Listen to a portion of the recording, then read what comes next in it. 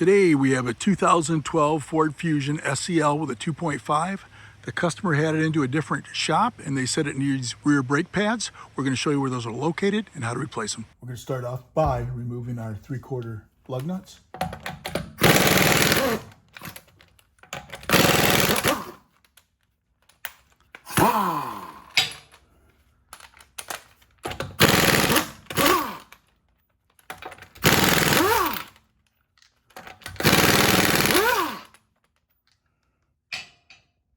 I'm gonna get it persuaded because a lot of times these are stuck on pretty good. A lot of times the tire's been on there a long time, they're hard to get off.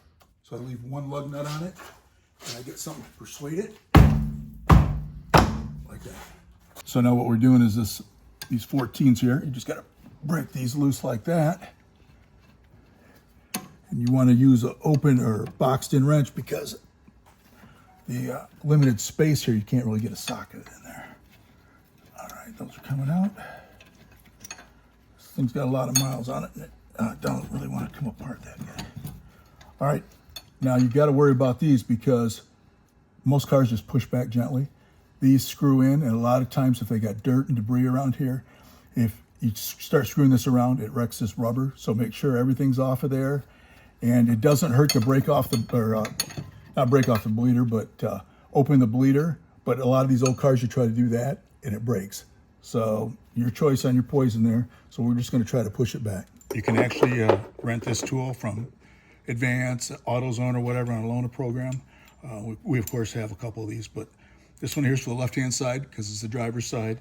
What you do is you're going to put this in there, it comes apart, put this in there, and try to push that back gently by screwing it in. And hopefully that does not hurt the rubber seal on our caliper. What you're going to watch, I mean, it's an old car. You're going to slide that down in there like that. You can see it's in there. And we're going to turn it. You're going to need a 7/8 to tighten this up like that. And just keep gently turning it in. And hopefully it does not hurt that seal.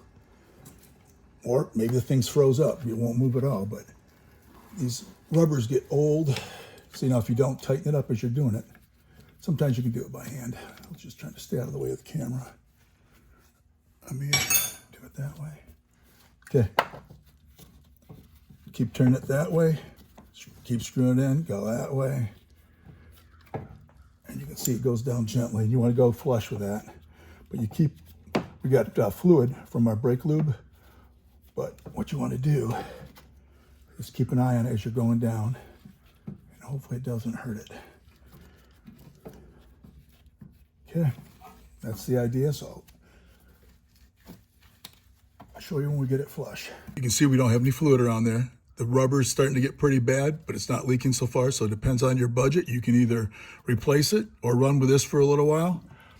So now what we're going to do is make sure these slide pins are working and install our pads. Took the front one off, same way. Just got to tap it like that. You can see it's rubbing a little.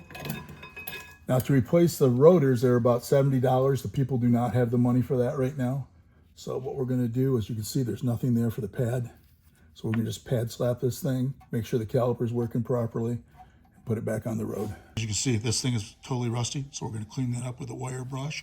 These slide pins, of course, have to move perfectly, otherwise your brakes won't function properly. Clean that up. Now what we're going to do is slide this back on there like that, and grease it and make sure it moves in and out properly. You never have enough grease, because if you have a lot of grease, you don't have that rust like that.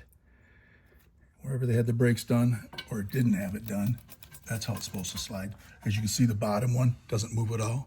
So all we're going to do is the same procedure to the bottom one and then put our pads on. So this is what the new one looks like. That's what the old one looks like. There's nothing left. Ideally, you'd want to replace the rotor, the caliper, everything else. But since they don't have that, we're just doing it on a budget. This is what we got to do. You want to make sure your slide pins are done, which they are. The bottom one, I had to put a little heat here because it was so bad. The thing is, you got to be careful you don't hit anything that's rubber. But you can see that one's sliding good. And now all you gotta do is put this other pad on. I already put the back one on, but you can see the front one here, how you put it at an angle right there, push back, and it should just snap in like that, and you want it to move that good. If it doesn't move that good, it's gonna burn your pads prematurely. I already put some of this on the back side. I'm gonna put it in the front like that, just to help with the squeaks. And for the slide, we always use, you take them in sometimes, and they don't do these slide pins very good. They put very little on it and it wears out and then wears out your brakes prematurely. We've had good luck with this, so I would use that. Put a absorbent mount on there if you'd like. It doesn't really hurt anything. You just want it to move properly. We're going to take this, put this in. You can see there's no leaks around here. We're concerned about that a little, but it could last like that another 5 years. Who knows? So we're going to put that, slide that on, push that back, just like that. Just install these. We load it around until it starts, like that. Do the bottom one. You want to start it by hand, of course. You don't want to cross-thread that. Take the 14, snug those things up. And if it pivots up on top, you're going to have to get something to see right back here. It's pivoting like that. I don't know if you can see it or not.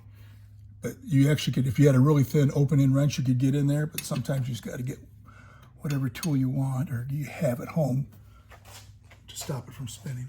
So I just grabbed this, was handy. Tighten this one up and I'll do the same thing on the bottom.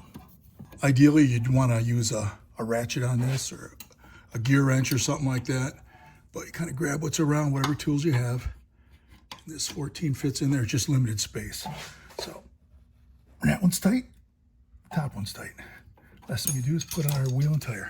Start them by hand, of course. Do it in a crossing pattern.